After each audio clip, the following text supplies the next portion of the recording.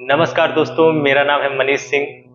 और जो मैंने आपसे वादा किया था कि मैं जल्द ही आप लोगों के लिए आधुनिक इतिहास की एक नई श्रृंखला लेकर आऊंगा और आप लोगों को आधुनिक इतिहास में हुए घटनाक्रमों को आपको धीरे धीरे उनसे रूबरू करवाऊंगा। उसी वादा को पूरा करते हुए आज मैं आप लोगों के सामने लेकर उपस्थित हूँ आधुनिक इतिहास का पहला चरण, जिसमें हम लोग देखेंगे यूरोपियों का आगमन।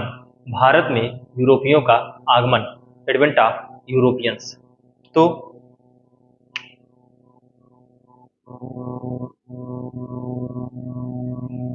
यूरोपियों का आगमन।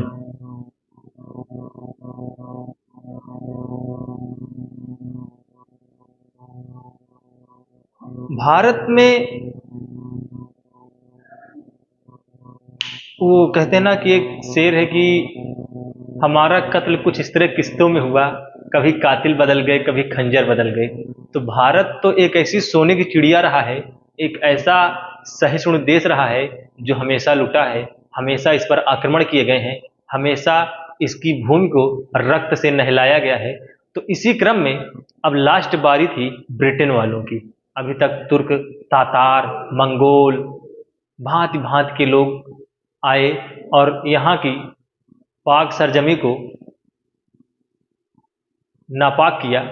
खैर, ये भारत की गरिमा, ये भारत का श्रेष्ठता, जो उन सारी संस्कृतियों को अपने ऊपर झेला, सहा और उन सारी संस्कृतियों को अपने में समाहित कर लिया।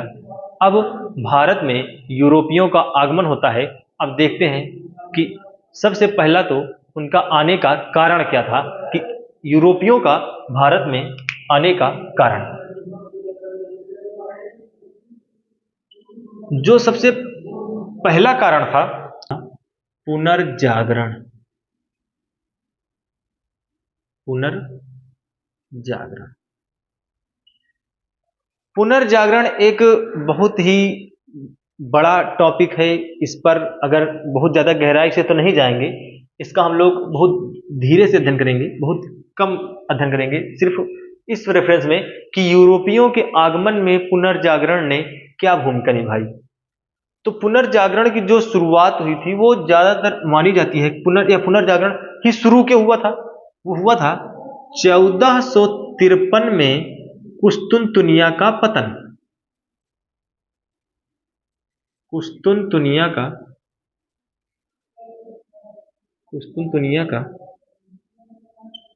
पतन 1453 में कुस्तुनतुनिया का जब पतन हुआ, या यूं मान लीजिए कि जब अरब प्रायद्वीप में इस्लाम का उदय हुआ, इस्लाम के उदय के पास वहां पर कई खिलाफत या खलीफा हुए, खिलाफत का शासन चला, और अब्बासी खिलाफत के पतन के पश्चात जब वहां से प्रसार शुरू हुआ मुगलों का, सल्तनत का, तो धीरे धीरे उन लोगों ने कुस्तुनतुनिया पर अधिकार कर लिया। और जब कुस्तुनतुनिया पर अधिकार कर लिया तो कुस्तुनतुनिया जो रोमन साम्राज्य की, पश्चिमी रोमन साम्राज्य की राजधानी हुआ करती थी, वहां के जितने विद्वान लोग थे वो यूरोप के अन्य भागों में गए और धीरे धीरे पुनर्जागरण का काल शुरू हुआ।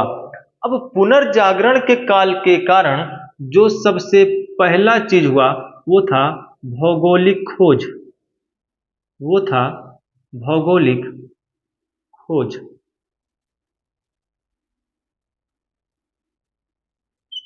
वो था भौगोलिक खोज। उस समय एक व्यक्ति स्पेन का था, हेनरी द नेविगेटर। उसने अपना ज्यादा जीवन नए नए भौगोलिक स्थानों की खोज में लगा दिया। उसे द नेविगेटर कहा जाता है, हेनरी द नेविगेटर कहा जाता है। और उसने भौगोलिक खोजों के लिए बहुत ज्यादा धन या बहुत ज्यादा बढ़ावा दिया। पहला कारण था। दूसरा कारण था कंपास की खोज या दिक्सूचक यंत्र।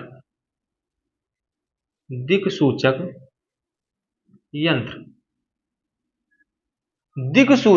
यंत्र की खोज, क्योंकि अगर आप एक समुद्र में जा रहे हैं भैया, तो अब अगर समुद्र से आप जा रहे हैं तो वहां तो आपको उत्तर दक्षिण तो कैसे चलेगा। तो इसी दिक्सूचक यंत्र के से पता चलता था, जो एक ऐसे गोल यंत्र होता है, आप लोगों ने देखा होगा, ऊपर नॉर्थ नीचे साउथ, और जो सुई लगी होती थी वो हमेशा नॉर्थ पोल और साउथ पोल में ही रुकती है, उसी दिक्सूचक यंत्र कहा जाता था। तो उसके द्वारा समुद्री रास्तों का पता लगाया जाता था। ये कुछ कारण रहे। नंबर दूसरा कारण था अरब लोगों का एकाधिकार तोड़ना।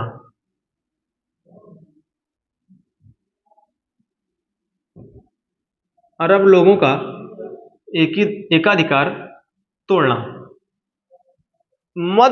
सॉरी, इधर साउथ ईस्ट एशिया या दक्षिण पूर्वी एशिया और एशिया से या भारत से जो भी व्यापार होता था, इस पर पूरा अधिकार किसका था?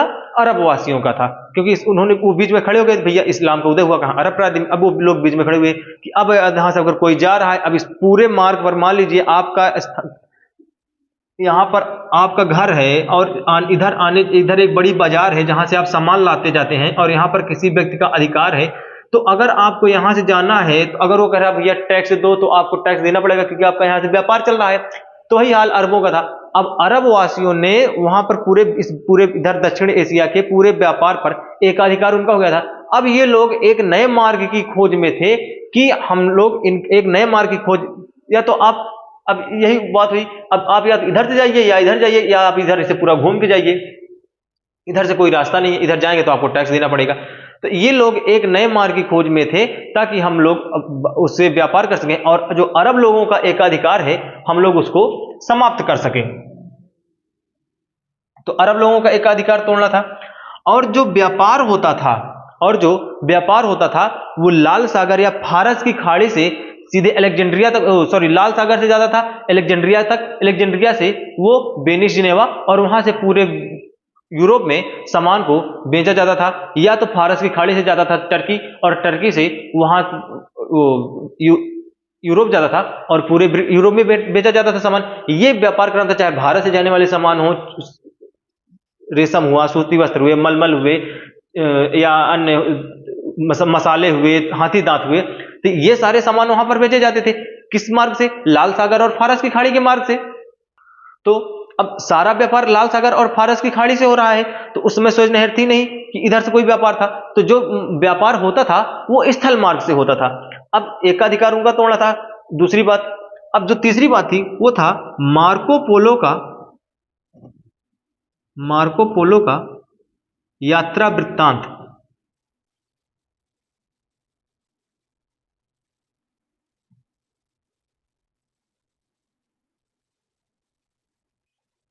मार्को पोलो का यात्रा वृत्तांत। मार्को पोलो ने चीन की यात्रा की थी या एशिया की यात्रा की थी, और उसने यहां पर भारतीय धनों के बारे में, चीन में, दक्षिण एशिया में, इन यहाँ के धन, यहाँ की जो संपन्नता थी, जिसे भारत की चिड़िया कहा जाता था, इन सारी चीज खूबियों के बारे में उसने अपने बुक में बारे में बताया था। और इसी धन के लालच में यूरोप वासियों की लगातार लालसा रहती थी कि हम वहां से जाकर व्यापार कर सके और अधिकाधिक लाभ कमा सके। तो ये कुछ प्रमुख कारण रहे हैं यूरोपियों का भारत में। तो अभी तक आप लोगों ने पढ़ा यूरोपियों के आगमन के कारण क्या रहे। हम लोग पढ़ेंगे यूरोपियों के आगमन का क्रम क्या था, कि किस क्रम में आए और किस क्रम में हमको लूटते हैं। पुर्तगाल ये सबसे पहले दौड़ के आते हैं 1498 टू 1962। नंबर 2 अंग्रेज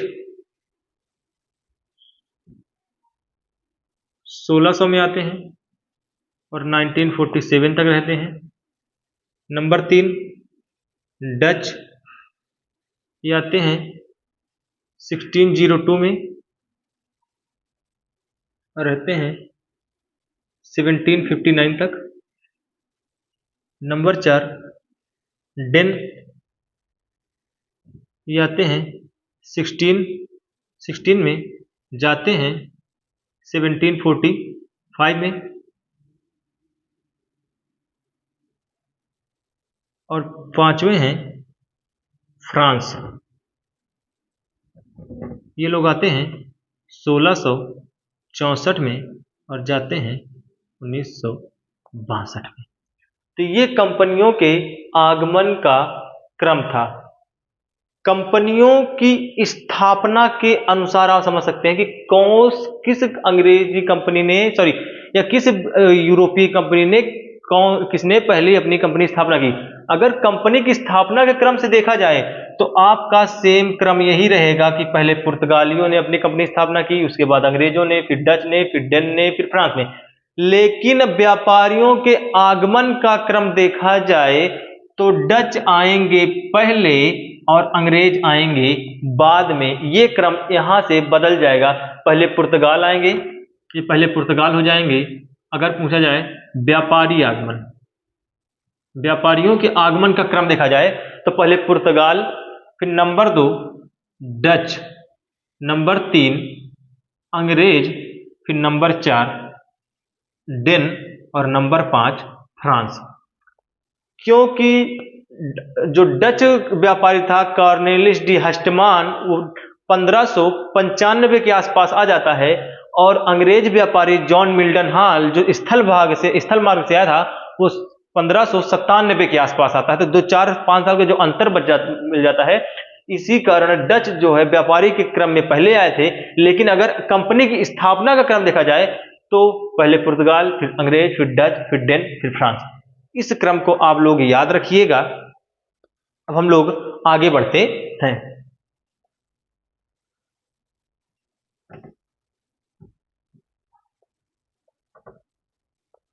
लोग बारी बारी से एक एक कंपनी के बारे में अध्ययन करेंगे।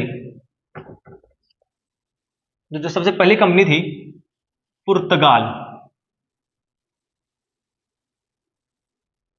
इनके आने का विकास या चरण देखेंगे।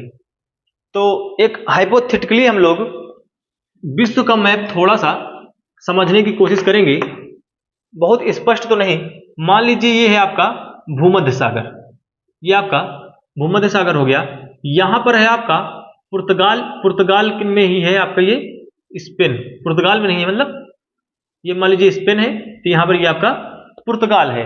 अब यहां भूमध्य सागर है, यहां पर आपका है अफ्रीका, ये आपका अफ्रीका है, और ये है आपका अरब प्रायद्वीप, और इसके बाद में यहां पर है आपका भारत, ये है आपका मेडागास्कर द्वीप। ये मेडागास्कर है, ये अफ्रीका है, ये भूमध्य सागर है, यहां पुर्तगाल है, ये अरब प्रायद्वीप है, और यहां पर ये भारत है। अब हम लोग देखेंगे, इसको हम नाम लिख दे रहे हैं आपके समझने के लिए। अफ्रीका हो गया, ये मेडागास्कर हो गया, ये भारत हो गया, ये अरब प्रायद्वीप हो गया। ठीक है, अब हम लोग थोड़ा सा समझते हैं। यहां से आने जाने का कोई रास्ता नहीं था, क्योंकि यहां पर तब सुएज नहर नहीं थी, मिस्र में तब सुएज नहर नहीं थी। तो यहां से पुर्तगाल से जो एक सबसे पहला व्यक्ति चलता है उसका नाम था बार्थोलोम्यो डियाज। क्या नाम था? बार्थोलोम्यो डियाज। बार्थोलोम्यो डियाज यहां से चलता है और अफ्रीकी तट के किनारे को पकड़े पकड़े यहां नीचे दक्षिण अफ्रीका, जो आज का है, जो आज का आपका दक्षिण अफ्रीका है, यहां के दक्षिण भाग में पहुंचता है और इसको नाम देता है उत्तमाशा अंतरीप। हिंदी में कहा जाता है उसको, इसको हम यहां लाइन खींच के दिखा दे रहे हैं, उत्तमाशा अंतरीप, उत्तमाशा अंतरीप, या इसी को कहा जाता है Cape of Good Hope, Cape of Good Hope. अब दरअसल अगर जियोग्राफी का अध्ययन करें तो यहां पर तड़कता, चालीसा, साठा ये सब पाए जाते हैं, और यहां की हवाएं जो होती हैं इतनी तेज चलती हैं बिजली की कड़कने की तरीके से, जिसके कारण बार्थोलोम्यो डियाज को यहां आगे जाना असंभव था। इसलिए वो यही उत्तमाशा अंतरीप या केप ऑफ गुड होप से ही वापस लौट जाता है। हालांकि इस पूरे व्यापार में उसने 60 गुना ज्यादा लाभ कमाया था। बार्थोलोम्यो डियाज यहां चला जाता है, ये आता है 1485 के पास, और लौटता है 1487 में। यहां से चलता है 1485 में, यहां से लौटता है 1487 में, और ठीक इसी के 10 साल बाद एक व्यक्ति था जिसका नाम था वास्को डी गामा। क्या नाम था? Vasco D gamma. वो यहां से चलता है और जब यहां उत्तमाशा अंतरीप या केप ऑफ गुड होप पहुंचता है तो यहीं पर इसको एक व्यक्ति मिलता है जिसका नाम था अब्दुल मजीद। अब्दुल मजीद। अब्दुल मजीद गुजराती व्यापारी था। अब्दुल मजीद गुजराती व्यापारी था जो यहां पर व्यापार के सिलसिले में आया था, और जब इससे वास्को डी गामा मिलता है, कहें भैया कहाँ जाना है, कहें हमको भी भारत जाना है, कहें हम तो भारत के ही हैं, आइए आपको ले चलते हैं। तो अब्दुल मजीद, गुजराती व्यापारी अब्दुल मजीद की सहायता से वास्को डी गामा मेडागास्कर के बीच और अफ्रीका से होते हुए आपके यहां मालाबार तट के एक जगह है केरल में एक जगह है जिसका नाम था कथका डाबू। जिसका नाम था कथका डाबू। इसी कथका डाबू नामक स्थान पर सबसे पहली बार आपका वास्को डी गामा पदार्पण करता है, और यहीं से पुर्तगाली व्यापार की नींव पड़ जाती है। और जब यहां से वापस जाता है तो 60 गुना से अधिक लाभ कमाता हुआ जाता है, जिसके कारण जब दूसरी बार वास्को डी गामा केब्रेल और बार्थोलोम्यू डियाज के साथ 1500 जहाजों का बेड़ा लेकर आता है। खैर, अब आपके यहाँ पुर्तगाली कंपनियां आ चुकी हैं। अब धीरे धीरे ये लोग अपनी व्यापारिक कोठी की स्थापना करना शुरू कर देते हैं। तो हम लोग देखते हैं कि इन लोगों ने अपनी व्यापारिक कोठियों की स्थापना कहां और कब किया था। व्यापारिक कोठियों की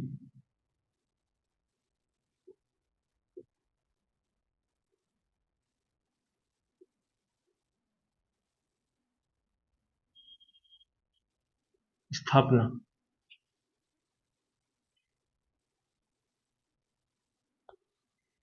व्यापारिक कोठियों की स्थापना में जो सबसे पहली स्थापना इन्होंने किया था वो था 1503 में कोचीन में।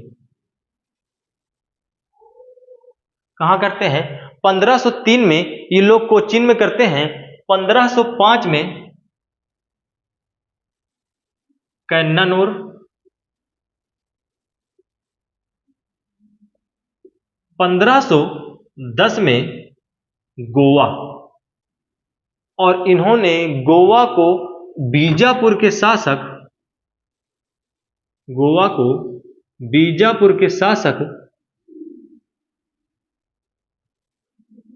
यूसुफ आदिल शाह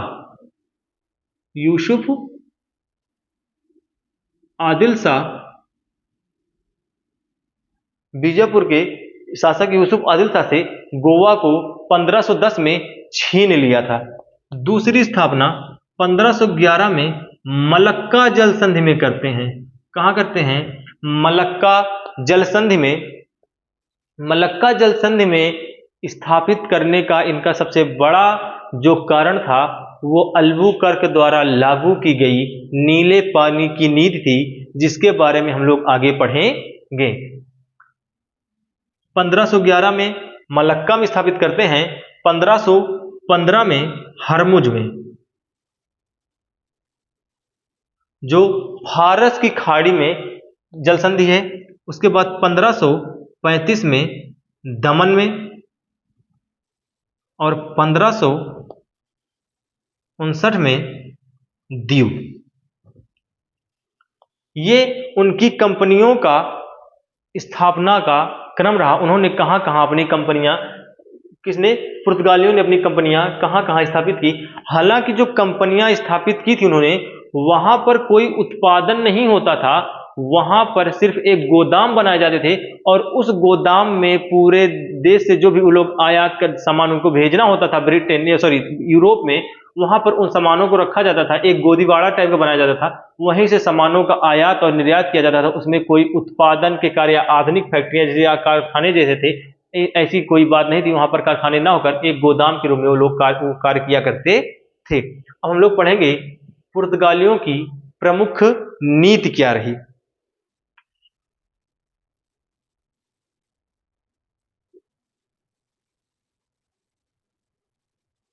प्रमुख नीति नंबर एक थी नीले पानी की नीति।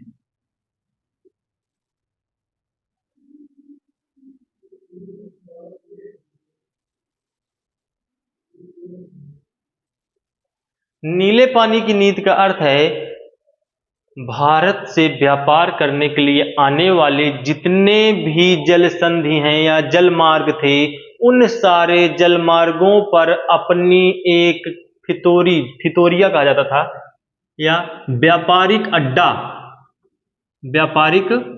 अड्डा जिन्हें कहा जाता था फितोरिया।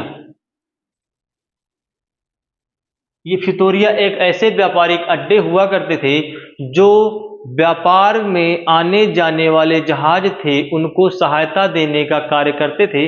तो इन सारे जो जैसे मलक्का जल संधि हुई, हरमुज जल संधि हो गई, दमन हो गया, दीव हो गया, गोवा हो गया, इन सारी जगहों पर अगर अपनी आप व्यापारिक कोठियां स्थापित कर देते जिसके कारण इनको एक विशेष सामरिक स्थल मिल जाता ताकि अन्य कंपनियों से यूरोप से आने वाली अन्य कंपनियों से ये लोग प्रतिस्पर्धा कर सकें। और दूसरी न्यूज थी कार्टेज कैफाइल आर्मेडा व्यवस्था। कार्टेज कैफाइल आर्मेडा व्यवस्था, इस व्यवस्था के तहत कार्टेज कैफाइल का मतलब है अगर किसी भी अन्य यूरोपीय कंपनियों को भारत में व्यापार करना है, भारत में अपनी व्यापार कोठी स्थापित करनी है तो या जहाजों से आयात निर्यात करना है तो इनको पुर्तगालियों से कारतास अर्थात पास लेना पड़ेगा, जिसको कहा जाता था कारतास। तो कार्टेज उनको पुर्तगालियों से पास लेकर ही या अनुमति लेकर ही वहां पर वो व्यापार कर सकते थे। दूसरी थी आर्मेडा व्यवस्था, जिसके तहत अगर कोई भी जहाज बिना पास के वहां उस क्षेत्र में व्यापार करता तो आर्मेडा व्यवस्था अर्थात इनकी आर्मी द्वारा उस जहाज को लूट लिया जाता या उसको नष्ट कर दिया जाता था। यही थी कार्टेज कैफाइल आर्मेडा व्यवस्था जो आगे चलकर पुर्तगालियों के पतन का कारण बनती है। अब हम लोग पढ़ेंगे इनके प्रमुख जो वायसराय या गवर्नर थे कौन कौन थे।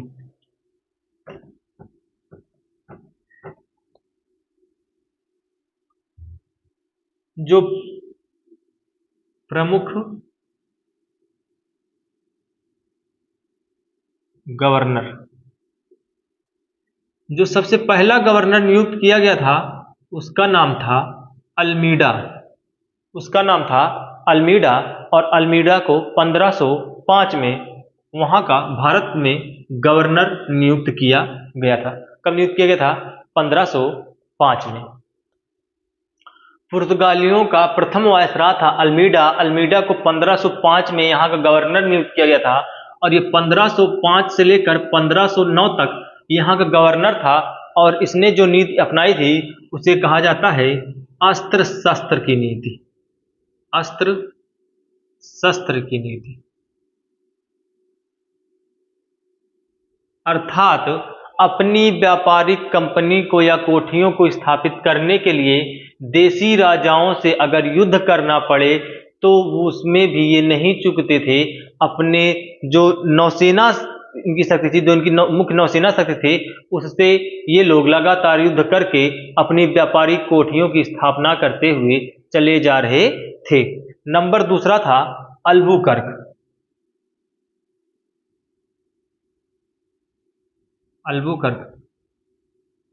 अल्बुकर्क को वास्तविक संस्थापक कहा जाता है पुर्तगाली कंपनी का भारत में। तो ऐसे कह सकते हैं भारत में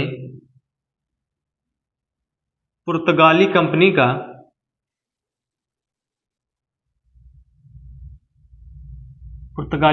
का वास्तविक संस्थापक था।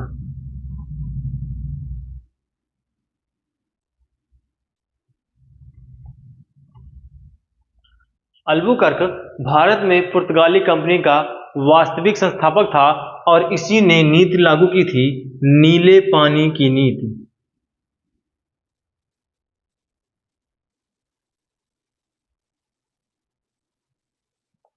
नीले पानी की नीति के तहत जितने भी व्यापारिक चोक पॉइंट थे भारत में या भारतीय जलमार्ग में प्रवेश करने के, भारतीय व्यापारी जलमार्ग जो रास्ते थे, उन जितने भी चोक पॉइंट थे उस पर अधिकार करके वहां पर अपनी व्यापारिक कोठियों की स्थापना करना, जिसके कारण अन्य कंपनियों पर नजर रखी जा सके, अन्य कंपनियों को वहां पराजित करके भगाया जा सके, ताकि इनका व्यापारिक एकाधिकार बना रहे। इसके बाद आता है नीनो डी कुन्हा। अल्बुकर्क अपने भारत में रहता है 1509 से लेकर 1515 तक, 1509 से लेकर 15 तक। इसके बाद आता है इसके बाद आता है Nino da Cunha. Nino da Cunha आता है 1529 से लेकर 1538 तक। इसके कार्यकाल का जो सबसे प्रमुख काम हुआ था वो ये था, 1530 में नीनो डी कुन्हा ने गोवा को हेडक्वार्टर बना दिया। गोवा को हेडक्वार्टर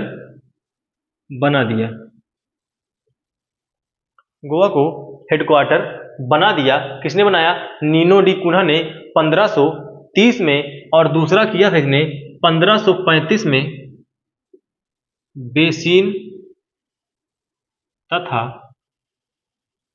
दीव पर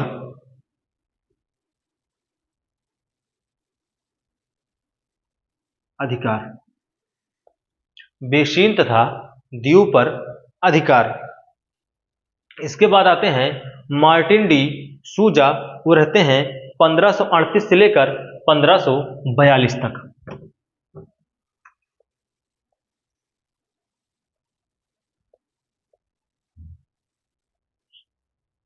मार्टिन डी सूजा 1538 से लेकर 1542 तक। मार्टिन डी सूजा 1538 से लेकर 1542 तक भारत में गवर्नर था, और इसी के काल में इसी के कार्यकाल के दौरान सेंट जेवियर भारत आए थे।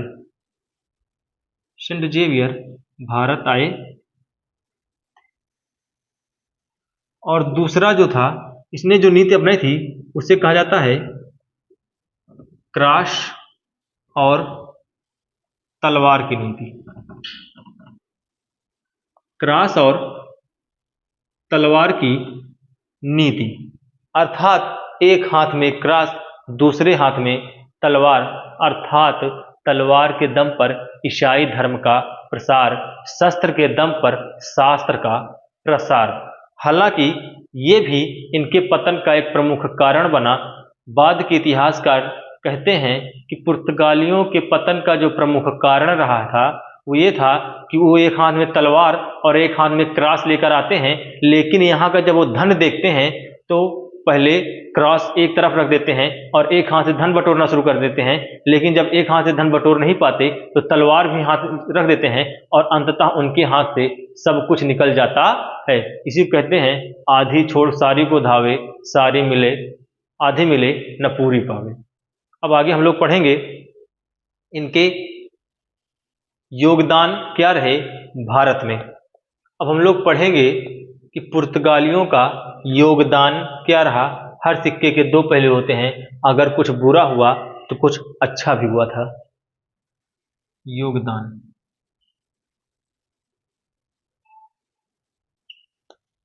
पहला ये था 1550 में उन्होंने गोवा में प्रिंटिंग प्रेस की स्थापना की थी। Printing press. नंबर 2, वास्तुकला में एक नई शैली जुड़ी, गॉथिक वास्तुकला।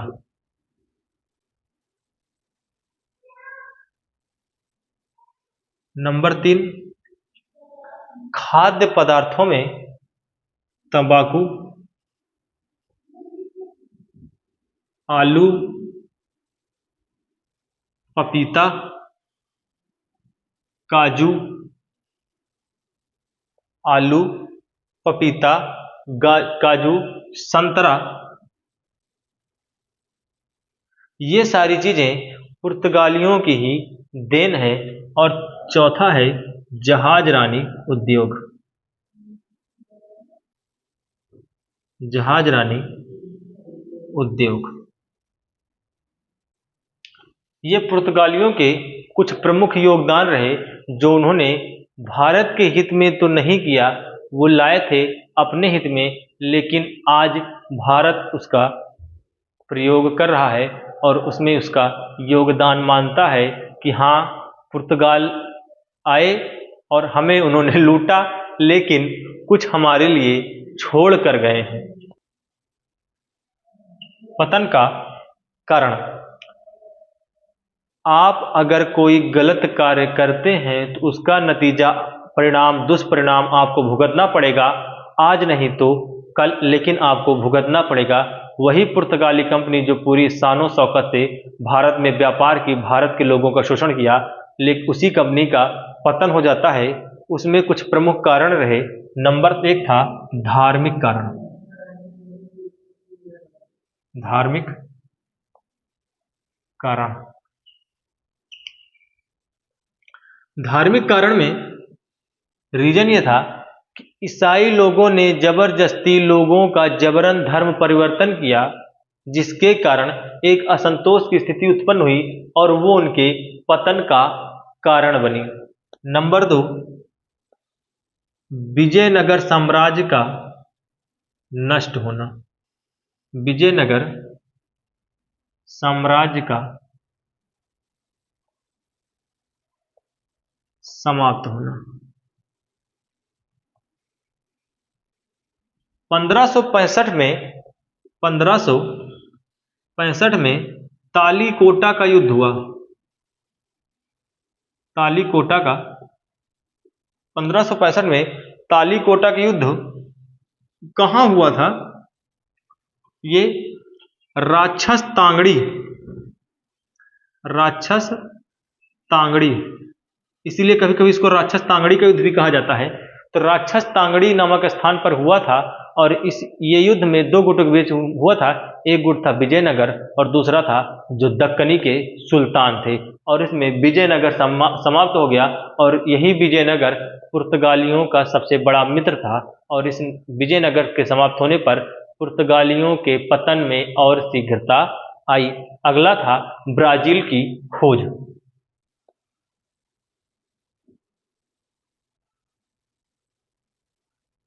ब्राजील की खोज, ब्राजील की खोज केबरेल ने की थी, जो आपके अपने वास्को डी गामा का भाई था।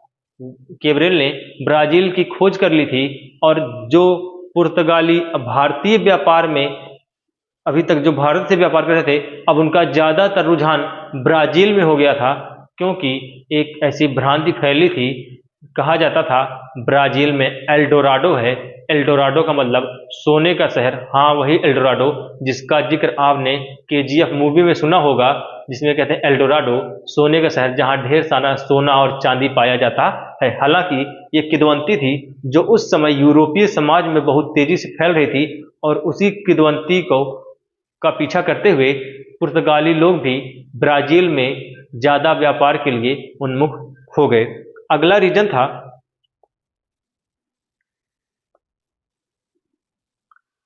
जो पुर्तगाली कंपनी भारत में व्यापार करती थी, वो सरकारी कंपनी थी। कैसी कंपनी थी? सरकारी कंपनी। और सरकारी कंपनी के होने के कारण ज्यादातर जो मुनाफा था वो सरकार लेना चाहती थी, जो ज्यादातर टैक्स में शेयर था वो सरकार लेना चाहती थी, जिसके कारण दिन ब दिन कंपनी दिवालिया होती जा रही थी, जो पुर्तगाली कंपनियों के या पुर्तगाली कंपनी के पतन का कारण बना। अगले चरण में हम लोग पढ़ेंगे अंग्रेजी कंपनियों ने कैसे हमारे भारत पर अधिकार किया, उन्होंने कहाँ कहाँ कंपनियां स्थापित की, क्या क्या नीतियां लाई, उनके बारे में हम लोग विस्तार पूर्वक चर्चा करेंगे। तब तक के लिए पढ़ते रहिए, बढ़ते रहिए। धन्यवाद।